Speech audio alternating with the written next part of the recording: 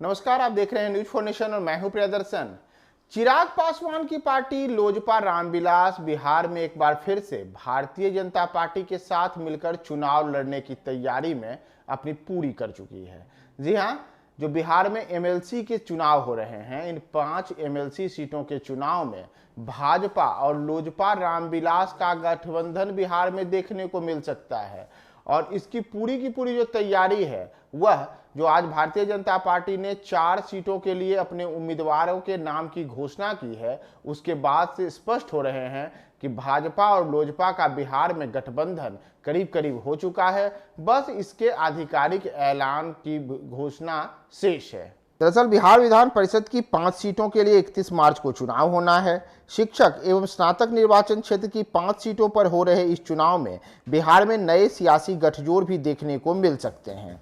इसमें भारतीय जनता पार्टी के साथ रामविलास पासवान की पार्टी लोजपा रामविलास एक साथ चुनाव लड़ सकती है। भाजपा और लोजपा रामविलास का यह गठबंधन गया शिक्षक सीट पर देखने को मिलेगा। इसके संकेत भी मिलने लगे हैं।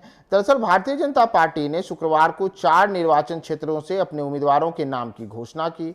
इसमें सारण स्नातक सीट से पूर्व मंत्री महाचंद्र प्रसाद सिंह को उम्मीदवार बनाया गया है। वहीं भाजपा ने गया स्नातक सीट से अवधेश नारायण सिंह को अपना उम्मीदवार बनाया है। वहीं कोसी शिक्षक सीट से रंजन कुमार को भाजपा के प्रत्याशी के तौर पर मैदान में उतारा गया है, जबकि सारण शिक्षक सीट पर हो रहे उपचुनाव में भाजपा ने धर्मेंद्र सिंह को उम्मीदवार बनाया है। तो वहीं इन चुनाव और उपचुनाव में जहां 4 सीटों के लिए भाजपा ने अपने उम्मीदवारों के नाम की घोषणा कर दी है, वहीं गया शिक्षक निर्वाचन क्षेत्र से भाजपा ने अपने उम्मीदवार के नाम की घोषणा नहीं की है। तो ऐसे में यह बड़ा सवाल है कि क्या गया के सीट पर भाजपा अपना उम्मीदवार नहीं उतारेगी।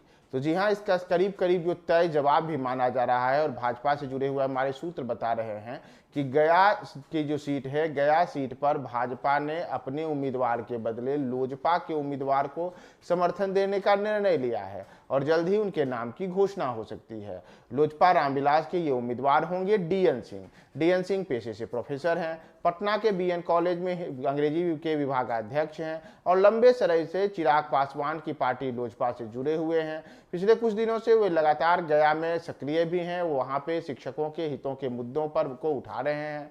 तो डीएन सिंह को अब गया शिक्षक निर्वाचन क्षेत्र से लोजपा रामविलास के उम्मीदवार के रूप में मैदान में उतारा जा सकता है। बाकायदा इसके लिए वे पहले से ही चुनावी तैयारी में भी जुटे हुए हैं।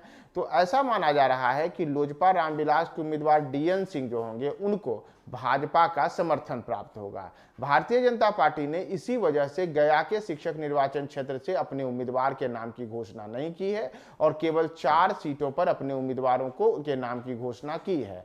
तो गया में जो यह मुकाबला है, यह मुकाबला भी बेहद रोचक होने जा सकता है, क्योंकि गया में यह पहला मौका होगा कि जब चिराग की पार्टी और भारतीय जनता पार्टी दोनों एक साथ महागठबंधन के उम्मीदवार के खिलाफ चुनाव मैदान में अपने प्रत्याशी के साथ दमखम के साथ उतरेगी।